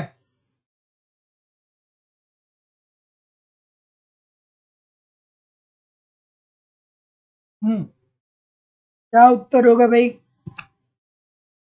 जैकब वाइनर साहब ने क्या कहा कि अगर जो कोई राष्ट्र आर्थिक विकास कर रहा है, तो आर्थिक विकास करने के लिए उस राष्ट्र में क्या देखना सबसे जरूरी है। कमेंट करके बताइए सर, सभी लोग डी बोल रहे हैं। तो याद रखिएगा कि जैकब वाइनर साहब ने ये कहा कि अगर जो कोई राष्ट्र विकास करेगा, ठीक है, अगर जो किसी राष्ट्र के विकास का इवेल्युएशन करना है, हमको ये देखना है कि वो विकास कर रहा है कि नहीं कर रहा है, तो उस देश की प्रति व्यक्ति राष्ट्रीय आय को देखेंगे। प्रति व्यक्ति राष्ट्रीय आय में अगर जो वृद्धि हो रही है, तो इसका मतलब कि क्या होगा, इसका मतलब क्या होगा कि वो देश विकास कर रहा है। अगर जो कमी होगी तो विकास नहीं कर रहा है। तो जितने लोग भी ऑप्शन नंबर क्या बोल रहे हैं, डी बोल रहे हैं, सभी लोग का उत्तर यहाँ पे बिल्कुल ठीक हो जाएगा। अगला कि निम्नलिखित में से कौन असंगठित मुद्रा बाजार का अंग है? एक होता है दोस्तों असंगठित, दूसरा होता है संगठित। संगठित जिसे हम क्या बोलते हैं, संगठित को क्या बोलते हैं, गैर परंपरागत स्रोत, गैर परंपरागत स्रोत। और असंगठित मुद्रा बाजार को क्या बोलते हैं, परंपरागत शाख स्रोत, परंपरागत शाख के स्रोत, ठीक है। चलिए, क्या उत्तर आ रहा है भाई? बी बोल रहे हैं साहूकार, साहूकार बिल्कुल ठीक है। तो जितने लोग भी बोल रहे हैं साहूकार, सभी लोग का उत्तर ठीक हो जाएगा कि निम्नलिखित में से असंगठित मुद्रा बाजार का जो अंग है वो है साहूकार, अर्थात परंपरागत शाख के स्रोत, ठीक है। तो जो हम लोग आज से 40 साल पहले, 50 साल पहले जब लोगों को ऋण लेना होता था, किसानों को ऋण लेना होता था, जब बैंक की व्यवस्था इतनी सुदृढ़ नहीं थी। राष्ट्रीयकरण कब हुआ बैंक का? 1969 में हुआ ना। उससे पहले तो आप कहीं से ऋण ले नहीं सकते थे, सरकार ने कोई संस्था का निर्माण किया नहीं। तो आपको लोग क्या करते थे, महाजनों के पास, कृषकों के पास, सॉरी महाजनों के पास और साहूकारों से, अपने रिलेटिव से या जो समृद्ध व्यक्ति होते थे उससे ऋण लेते थे, लेकिन वो लोग शोषण बहुत करते थे। फिर क्या हुआ, राष्ट्रीयकरण आया, व्यापारिक बैंक हुआ, क्षेत्रीय ग्रामीण बैंक हुआ, ये बैंकें क्या देने लगी, आपको ऋण देने लगी। तो ये गैर परंपरागत शाख के स्रोत है। अगला, चलिए ये अगला प्रश्न है कि सामान्य पदार्थ एवं श्रेष्ठ पदार्थ के लिए आय प्रभाव सदैव होता है। ये कौन है भाई, बार बार लिख रहा है? प्लीज प्लीज कोई एक सब्सक्राइब कर दो। देखिए, नो डाउट, जैसे मुझे भी पता है, बहुत सारे लोगों को लगता होगा कि YouTube पे काम करके पैसा बहुत कमाया जा सकता है, बात ठीक है, लेकिन आपको 365 दिन कम से कम 6 से 8 घंटे काम करने पड़ेंगे। अगर जो आपको ये लगता है जैसे आप कोई आपको मोटिवेट कर दिया, आज के समय में मैं देखता हूँ बहुत सारे लोग ऐसे हैं जो यूट्यूब पे चैनल बना करके थोड़ा बहुत काम करते हैं। देखिए, अगर जो आपका मोटिव ये है कि यूट्यूब से हमें अर्निंग करनी, तो आप मान के चलिए कि आपको क्या करना है कि कम से कम साल भर 2 साल अपने कंटेंट पे फोकस करना है, और उसके लिए बहुत सारी रातें आपको जगनी पड़ेंगी, उसके लिए आपको कीमत अदा करना पड़ेगा, उसके लिए आपको बहुत मेहनत करना पड़ेगा, तब जा करके कहीं सफलता मिल सकती है। नहीं तो बहुत सारे लोग क्या करते हैं दोस्तों कि चैनल बनाते हैं। आज के समय में ऐसा कोई नहीं है जो चैनल नहीं बनाता, 2 4 10 वीडियो डालता है, चीज़ें नहीं चलती हैं, फिर वो शांति से बैठ जाता है कि अब हमसे नहीं हो पाए। तो यूट्यूब पहले बात अलग थी, 2016 17 उस टाइम बात अलग थी, कंपटीशन कम था। लेकिन अब क्या हुआ है ना कि अब हर क्षेत्र में प्रोफेशनल आ गए, हर क्षेत्र में प्रोफेशनल आ गए, और जब तक आप प्रोफेशनल नहीं बनेंगे तब तक आपकी क्लास कोई क्यों देखेगा, आपकी कोई वीडियो क्यों देखेगा। तो आपको प्रोफेशनल बनना पड़ेगा, आपको उस पर काम करना पड़ेगा और लगातार मेहनत करना पड़ेगा, अथक परिश्रम करना पड़ेगा। और 10,000 20,000 अगर जो आपके सब्सक्राइबर भी हो जाते हैं तो यूट्यूब कोई बहुत ज्यादा पैसा नहीं देता है। आप लोग को पता होगा कि मैंने, अगर जो मैं अपनी ही बात करूं तो मैंने अपना मोनेटाइजेशन बंद किया, वो मैं जानबूझ के बंद किया, क्योंकि मोनेटाइजेशन अगर जो मैं ऑन कर दूं तो बहुत बनेगा, तो 10 12 हज़ार रुपये बन जाएगा, इस टाइम 10,000 सब्सक्राइबर है। लेकिन उसके लिए भी बहुत सारी क्राइटेरिया है, बहुत सारी चीजें हैं, बहुत सारा डिस्टरबेंस है, ठीक है, बहुत सारा उसके लिए भी काम करना पड़ता है। तो डगर इतनी आसान नहीं है ना। अगर जो आप वाकई में काम करना चाहते हैं, प्रोफेशनल बनना पड़ेगा, मेहनत करना पड़ेगा, ठीक है, मेहनत एक नहीं, बहुत सारी रातों आपको रातों को जगना पड़ेगा, ठीक है। तो इस बात को ध्यान में रखिए। इस प्रश्न का उत्तर करिए कि सामान्य पदार्थ एवं श्रेष्ठ पदार्थ के लिए आय प्रभाव सदैव कैसा होता है। तो आप क्या बोल रहे हैं भैया, आप बोल रहे हैं कि देखिए सर, धनात्मक होता है, ठीक है। तो सामान्य पदार्थ या श्रेष्ठ पदार्थ के लिए आय प्रभाव क्या होता है, धनात्मक होता है। इसका मतलब क्या होता है कि जब आपकी आय में वृद्धि होती है तो ऐसी स्थिति में आय में वृद्धि के साथ साथ आप क्या करते हैं, व्यय में भी वृद्धि करते हैं, ठीक है। तो जितने लोग भी ऑप्शन नंबर सी बोल रहे हैं बिल्कुल ठीक हो जाएगा। अर्थात जब आपकी आय बढ़ेगी तो सामान्य पदार्थ का मतलब ये हो गया कि जैसे आपके कपड़े हो गए, जैसे ग्रोसरी स्टोर पे आप जाते हैं तो जो सामान वहां से लेते हैं, और श्रेष्ठ पदार्थ का मतलब ये हो गया जो विलासिता की वस्तुएं हैं। तो जब आपकी आय बढ़ेगी तो आप इस पे व्यय बढ़ाएंगे, अर्थात ये क्या होता है, प्रभाव धनात्मक होता है। अगला प्रश्न कि मांग की धारणा में किसका महत्व है। और एक बात और, चूंकि एक दो लोग भी हमारी बात को समझ के थोड़ी सी चीजों को समझ जाएंगे, एक दो चीजें और हैं। बहुत सारे लोग चैनल बनाते हैं तो वही सोचते हैं कि सब्सक्राइबर बहुत सारे उसमें आ जाते हैं लोग कि चलो हम तुम्हारा 1,000 सब्सक्राइबर करवा दे रहे हैं और तुम हमको 500 रुपये दे दो, चाहे तुम हमें 2,000 रुपये दे दो, 1,000 हम अभी करा देंगे, 5,000 हम अभी करा देंगे, दे दो, तुम्हारा चैनल मोनेटाइज हो जाएगा। उससे कुछ नहीं होने वाला है, उससे आपको एक पैसे का 1 रुपए का लाभ नहीं मिलेगा, कभी नहीं मिलेगा। तो कभी भी अगर जो आपको कोई ये मोटिवेट करता है कि हम आपका सब्सक्राइबर बढ़वा देंगे, आप हमको पैसा दे दो, तो ये इस प्रकार की बातों में कभी फंसिएगा नहीं, कोई भी मत फंसिएगा, बहुत सारे लोग फंस जाते हैं। चलिए, मांग की धारणा में किसका महत्व है। तो जैसा कि मैं देख पा रहा हूं कि मांग की धारणा में किसका महत्व है, तो भैया किसी भी वस्तु की जब हम मांग करते हैं तो स्थान जरूरी है। जैसे गर्म प्रदेश है, ठीक है, गर्म स्थान है, तो वहां पे कोल्ड ड्रिंक की मांग होगी, ठंडे प्रदेशों में कोल्ड ड्रिंक की मांग नहीं होगी, छोटी सी बात है। तो स्थान जरूरी है, बिल्कुल सही है। कीमत का बिल्कुल ठीक है, हमारे पास जितना पैसा होगा उसी के अनुसार तो किसी वस्तु को परचेज करेंगे। एरोप्लेन हम थोड़ी खरीद पाएंगे, इतना पैसा हमारे पास थोड़ी है। समय का बिल्कुल ठीक है, ठंड है तो ठंड का कपड़ा खरीदेंगे, गर्मी है तो गर्मी का कपड़ा पहनेंगे। तो ऐसी स्थिति में क्या होगा, इन तीनों का, तो जितने लोग भी डी बोल रहे हैं बिल्कुल ठीक बोल रहे हैं। अगला, उत्पादन संभावना वक्र हमें बताता है, उत्पादन संभावना वक्र हमें क्या बताता है, क्या उत्तर होगा भाई। उत्पादन संभावना वक्र हमें बताता है, क्या बताता है? बिल्कुल ठीक है, उत्पादन संभावना वक्र हमें बताता है। क्या उत्तर आ रहा है? बिल्कुल। तो जितने लोग भी ऑप्शन नंबर क्या बोल रहे हैं, ये बोल रहे हैं, बिल्कुल ठीक बोल रहे हैं कि उत्पादन संभावना वक्र हमें ये बताता है कि वस्तुओं के उत्पादन संयोग को जो उपलब्ध साधनों से क्या है, संभव है। तो ये क्या करता है, उत्पादन संभावना वक्र जो है ये वस्तुओं के उत्पादन संयोग को बताता है जो उपलब्ध साधनों से क्या है, संभव है। तो option number A according to the question this is the right answer हो जाएगा। अगला प्रश्न कि कीमत प्रभाव को व्यक्त करने के लिए निम्नलिखित में से किस वक्र का प्रयोग किया जाता है? कीमत प्रभाव को व्यक्त करने के लिए किस वक्र का प्रयोग किया जाता है? बिल्कुल ठीक है, बिल्कुल ठीक है। तो कीमत प्रभाव को व्यक्त करने के लिए जिस वक्र का प्रयोग किया जाता है उसे हम क्या बोलते हैं दोस्तों?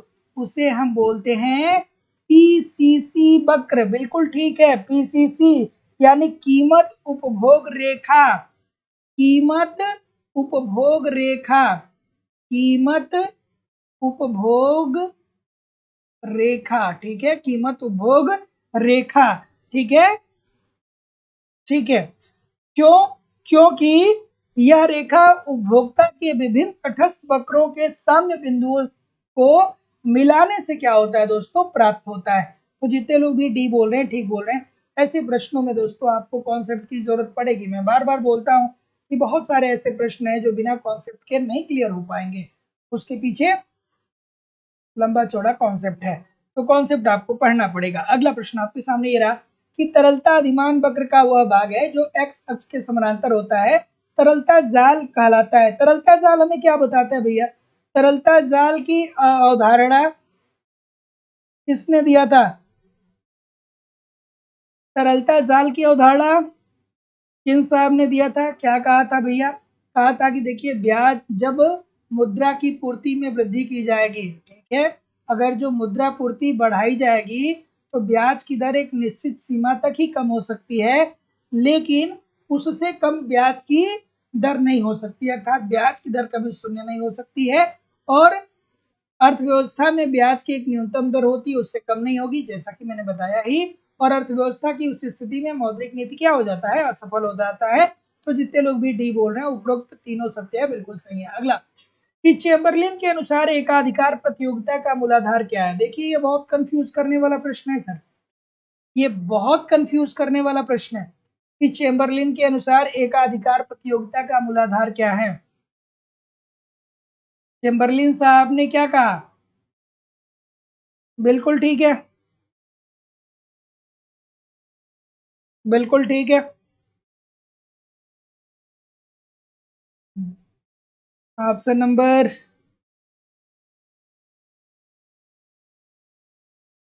ए बोल रहे हैं।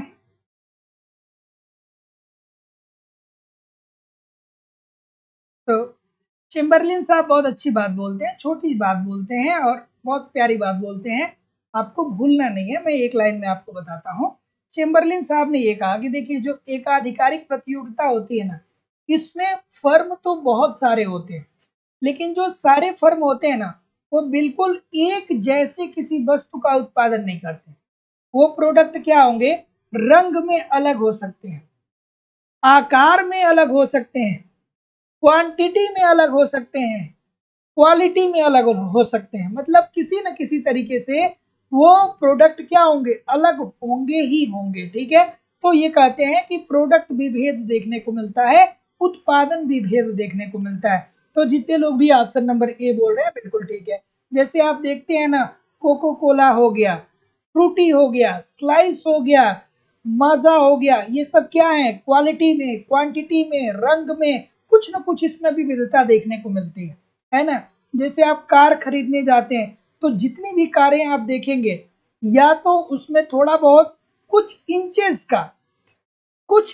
का ही सही, लेकिन थोड़ा बहुत उसकी साइज में परिवर्तन होगा, ठीक है, कलर में परिवर्तन होगा, उसकी बनावट में परिवर्तन होगा, ठीक है, तो ये सारी चीजें क्या है, एकाधिकार का ही उदाहरण है। ठीक है, चलिए, और पूर्ण प्रतियोगिता का उदाहरण क्या है, गेहूं की मंडी हो गया, मछली की मंडी हो गई। ठीक है, मछली की मंडी, मछली एक जैसे ही होती है, गेहूं हो गया उसकी मंडी, ये भी एक जैसी ही होती है। चलिए अगला प्रश्न, कि पूर्ण प्रतियोगी बाजार में किसी वस्तु पर लगने वाले कर का अंतिम भार यदि क्रेता एवं विक्रेता पर बराबर आधा आधा बढ़ जाए तो मांग की लोच निम्नलिखित में से क्या होगी। चलिए, क्या उत्तर होगा भाई, ऑप्शन नंबर, बिल्कुल ठीक है, सुमन शर्मा जी करें सर, फॉर्चूनर परचेज करना हमारा ड्रीम है। टीचर की नौकरी करके फॉर्चूनर नहीं खरीद पाएंगे, है ना, फॉर्चूनर खरीदना है तो कुछ और बड़ा करना पड़ेगा, केवल टीचर की नौकरी करके फॉर्चूनर आप नहीं खरीद पाए।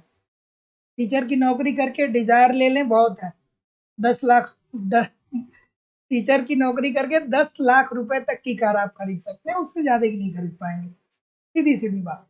तो क्या उत्तर होगा, जितने लोग भी क्या बोल रहे हैं, सी बोल रहे हैं, बिल्कुल ठीक बोल रहे हैं, कि पूर्ण प्रतियोगी बाजार में किसी वस्तु पर लगने वाले कर का अंतिम भार यदि क्रेता एवं विक्रेता पर बराबर बराबर आधा आधा बढ़ जाता है तो इसका मतलब कि मांग की लोच क्या है, ईपी इज इक्वल टू क्या होने वाली है, ए होने वाली है, 1 होने वाली है।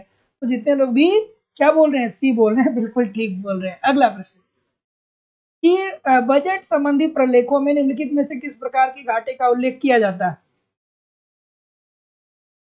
अरे नहीं नहीं, मोटिवेट डिमोटिवेट की बात नहीं है, छोटी सी बात है।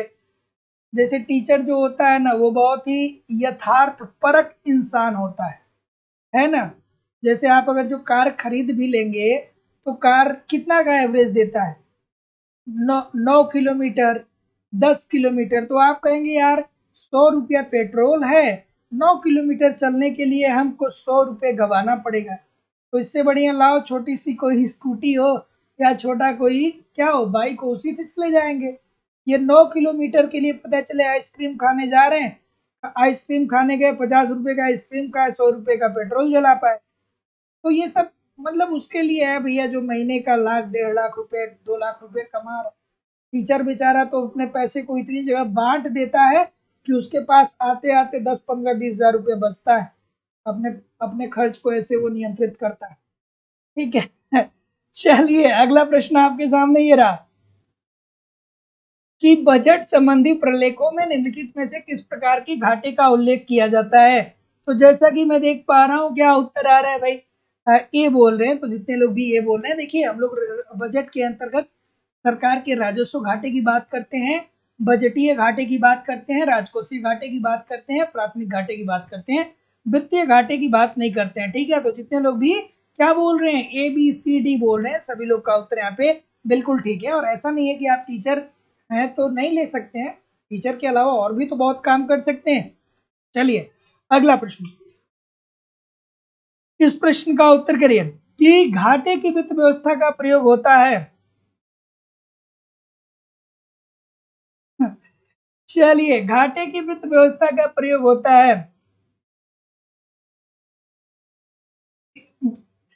घाटे की वित्त व्यवस्था का प्रयोग होता है।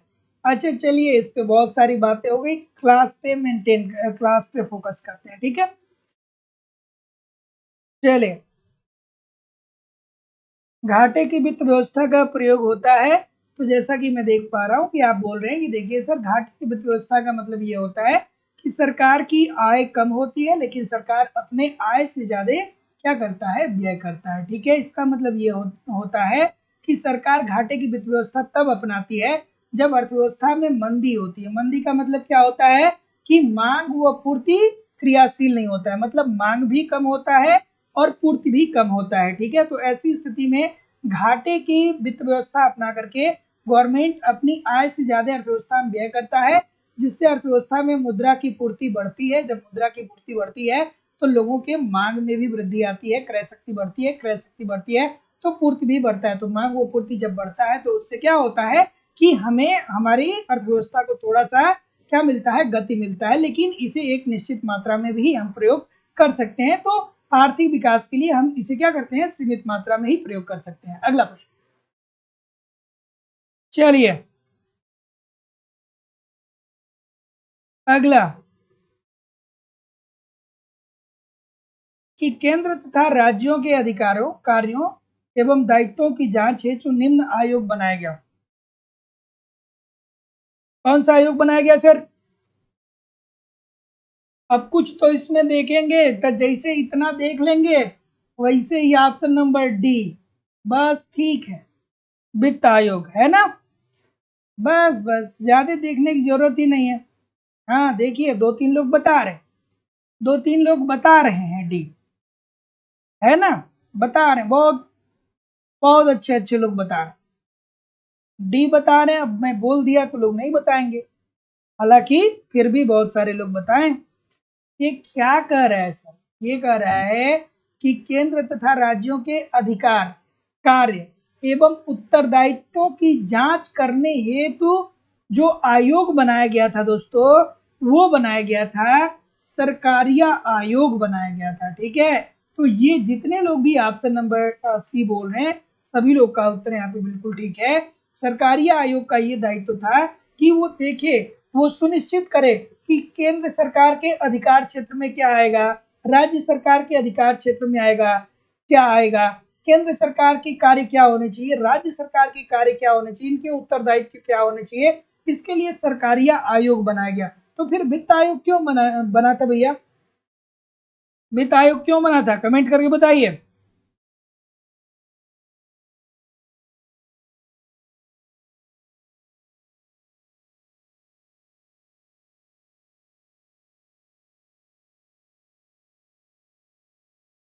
चलिए क्या उत्तर होगा भाई, कि मुद्रास्फीति का अस्थायी नियंत्रण किस प्रकार से हो सकता है। मुद्रास्फीति कब बढ़ती है भैया? मुद्रास्फीति का मतलब क्या, जिसे हम लोग कहते हैं कि महंगाई आ गया है, हम कहते हैं बड़ा महंगा हो गया, 500 रुपये लेके मार्केट में जाते हैं, एक पन्नी में सामान खरीद के लाते हैं, छोटी सी पन्नी में, महंगाई हो गई है। इसका मतलब क्या हो गया कि वस्तुओं की कीमतों में वृद्धि आ गई। वस्तुओं की कीमतों में वृद्धि क्यों आ गई? इसकी वृद्धि इसलिए आ गई क्योंकि हम अपने मांग को बढ़ा लिए और मांग के बराबर पूर्ति नहीं हो पा रही है, अर्थात उत्पादन नहीं हो पा रहा है। तो ऐसी स्थिति में क्या होगा कि, एक सेकेंड, हाँ, मुद्रास्फीति का अस्थायी नियंत्रण हो सकता है, अर्थात कीमतों में बढ़ोतरी का अस्थायी नियंत्रण क्यों हो सकता है? तो ये जो हमारी मांग बढ़ रही है ना, इसी मांग को घटाना है। तो जब अगर जो हम मांग घटाने का प्रयास करेंगे तो ऐसी स्थिति में हमको क्या करना पड़ेगा कि लोगों के पास मुद्रा कम देना पड़ेगा, अर्थात अर्थव्यवस्था में मुद्रा की जो पूर्ति होगी उसे क्या करनी पड़ेगी, कम करनी पड़ेगी मुद्रा की पूर्ति, मतलब लोगों के पास मुद्रा कम जाए इसका प्रयास हमें करना चाहिए। और मुद्रा की पूर्ति जब लोगों के पास कम होगी तो वो मांग को कम करेंगे, तो फिर मांग व पूर्ति संतुलित हो जाएगी, तो मुद्रा पूर्ति की वृद्धि को रोक करके। ठीक है, तो मुद्रास्फीति कब आता है? जब अर्थव्यवस्था में मुद्रा की मात्रा बढ़ती है, मुद्रा की मात्रा बढ़ती है तो आपकी क्रय शक्ति बढ़ती है, क्रय शक्ति बढ़ती है तो कीमतों में वृद्धि होती है, कीमतों में वृद्धि होती है तो आप अपने कीमतों में वृद्धि होती है, इसकी क्या होता है, अपने मांग को आप बढ़ा रहे हैं, उस अनुसार से पूर्ति नहीं हो पा रही है। तो कुल मिला जुला करके हमें अर्थव्यवस्था में जो मुद्रा की पूर्ति बढ़ी है उसको कम करना है, तो अर्थव्यवस्था में मांग व पूर्ति संतुलित हो जाएगा और महंगाई को क्या किया जा सकता है, नियंत्रित किया जा सकता है। अगला, और जो लोग भी अभी तक चैनल को सब्सक्राइब नहीं किए हैं, आप चैनल को सब्सक्राइब करके बेल आइकन को जरूर क्लिक कर लीजिए। Each and every day class चलती है, प्रत्येक दिन शाम को 7:10 पे तो मैं आ ही जाता हूँ, क्लास आपकी लगी जाती है, तो 7:10 पे आप तो निश्चित तौर पे ज्वाइन कर लीजिए। वैसे 7 बजे ज्वाइन कर लेंगे, थोड़ा बहुत आप लोग आपस में चाहेंगे तो बात कर लेंगे 10 मिनट, अदरवाइज कुछ लोग तो ऐसे भी हैं जो पूरा 2 घंटे बात करते हैं। ठीक है, तो कोई बात नहीं है। तो क्या करना है, चैनल को सब्सक्राइब करके बेल आइकन को दबा दीजिए, और अभी तक अगर जो आपने वीडियो को लाइक नहीं किया है तो लाइक कर दीजिए और शेयर भी जरूर कर दीजिए। चलिए क्या उत्तर होगा भाई? बिल्कुल ठीक है, ये बोल रहे हैं क्या है भाई, M B is equal to P T. अगर जो मुद्रा की मात्रा अर्थव्यवस्था में बढ़ेगी तो कीमत स्तर 2 गुना हो जाएगा और मुद्रा का मूल्य आधा हो जाएगा, यही तो फीसर साहब का समीकरण है। जिसमें एम का मतलब उन्होंने क्या बताया कि मुद्रा की कुल मांग, ठीक है, एम जो है वो कुल मांग। तो प्रश्न दोस्तों पूछता है कि M B is equal to P T, तो ये दोस्तों क्या है, ये मूल समीकरण है फिशर साहब का। मुद्रा परिमाण सिद्धांत के अंतर्गत उन्होंने बताया कि अगर जो मुद्रा की मात्रा बढ़ेगी तो कीमत स्तर 2 गुना हो जाएगा और मुद्रा का मूल्य आधा हो जाएगा। फिर इसी को उन्होंने संशोधित किया, M dash B dash plus M B is equal to P T. तो याद रखिएगा जब संशोधित समीकरण पूछेगा तो ये, जब मूल समीकरण पूछेगा तो ये, तो ऑप्शन नंबर क्या हो जाएगा, B, this is the right answer हो जाएगा। अगला, सूची 1 को सूची 2 के साथ सुमेलित करिए।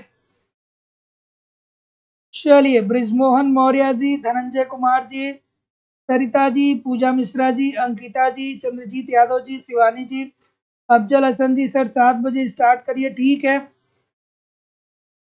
तस्नीम खान जी, मांग की मात्रा, क्या हुआ, मैंने कुछ बोल दिया क्या गलत, कोई शब्द गलत बोल दिया क्या मैंने? मुद्रा की पूर्ति बोलना चाहिए था ना मुझे, कि अगर जो मुद्रा की पूर्ति बढ़ती है तो कीमत स्तर में वृद्धि होती है। ठीक है, हो सकता है कि शब्द थोड़े बहुत इधर उधर निकल गए हों, 2 घंटे बोलता हूँ, थोड़ा बहुत कभी कभी हो जाता है, ठीक है, तो आप भावनाओं को समझ लीजिएगा, ठीक है। चलिए, क्या उत्तर होगा भाई, एक सेकेंड एक सेकेंड एक सेकेंड, मुद्रा की कुल मात्रा, एम जो होता है वो मुद्रा की कुल मात्रा को बताता है, ठीक है। हाँ हाँ हाँ, ठीक ठीक ठीक ठीक ठीक। तो एम जो होता है ये मुद्रा की कुल मात्रा को बताता है। मैं शायद बोला यही हूँ और इसको टिक कर दिया। तो जितने लोग भी ए बोल रहे थे ठीक बोल रहे थे, एम जो है ये मुद्रा की कुल मात्रा को बताता है, ठीक है, इस बात को ध्यान रखिएगा। चलिए, हाँ गलती हो गई, फिर चलिए सुधार हो गया। अगला, कि लागतों में निरपेक्ष अंतरों का सिद्धांत किसने दिया भाई, लागतों में निरपेक्ष अंतरों का सिद्धांत, कहाँ गए एडम स्मिथ साहब? कोई कोई इनको गलत कर ही नहीं सकता है भाई, कोई गलत कर ही नहीं सकता है, ठीक है। तुलनात्मक, रिकार्डो साहब, दो देश व्यापार करते हैं क्योंकि दोनों में तुलनात्मक अंतर पाया जाता है। अवसर लागत, कहाँ गए भाई, हैबरलर साहब कहाँ गए, यहाँ पे हैं। पारस्परिक मांग सिद्धांत, जेएस मिल, लिख के रख लीजिए 100% गारंटी के साथ। एक प्रश्न पक्का, इस 4 में से एक प्रश्न पक्का 100%। कोई भी पेपर आप उठा करके देख लीजिएगा, टीजीटी पीजीटी लेवल का कोई भी पेपर उठा के देख लीजिएगा, या किसी भी लेवल का, असिस्टेंट प्रोफेसर का भी देख सकते हैं, किसी भी लेवल का आप उठा के देख लीजिएगा, 1% 100%, एक प्रश्न 100% पक्का आता है इसमें, ठीक है। अगला, नाबार्ड की मुख्य भूमिका क्या है भाई, नाबार्ड की स्थापना होती है, आप कहेंगे सर जी 1982 में, किस कमेटी की अनुशंसा के आधार पे हुई थी, तो वो थी शिवरामन कमेटी, शिवरामन शिवरामन कमेटी।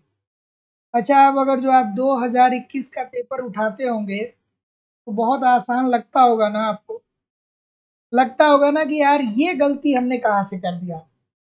आप 2021 का पेपर उठाइए, अब उठाइए और आप देखिए, आपको लगेगा कि यार इसमें तो हम बहुत आराम से 115 से ऊपर क्वेश्चन सही करते थे, 125 में से 115 से ऊपर क्वेश्चन सही कर सकते थे, इजी इजी सा प्रश्न, इजी इजी सा प्रश्न। लेकिन एग्जामिनेशन हॉल में क्या हुआ, आपके ऊपर प्रेशर था, थोड़ा सा कंसंट्रेशन गवाएं, दिमाग में कुछ भ्रांतियों को क्रिएट किए और सारी चीजें क्या हो गई, खराब हो गई। तो एक बात ध्यान रखना है कि आप मेहनत कर रहे हैं, कोई डाउट नहीं है, मेहनत बहुत ज़रूरी है, लेकिन कंसंट्रेट और दिमाग की भ्रांति, इन दोनों पे काबू पाना है। दिमाग में कोई भ्रांति नहीं लाना है कि हमको तो कुछ आ ही नहीं रहा, और कंसंट्रेट होके एक एक चीज़ों को पढ़ना है। बार बार बोलते हैं, बार बार बोलते हैं, सफलता के लिए 3 चीज़ें बहुत ज़रूरी है। एक, हार्ड वर्क करिए, मेहनत बहुत ज़रूरी है। दूसरा, धैर्य से पढ़िए, धैर्य से।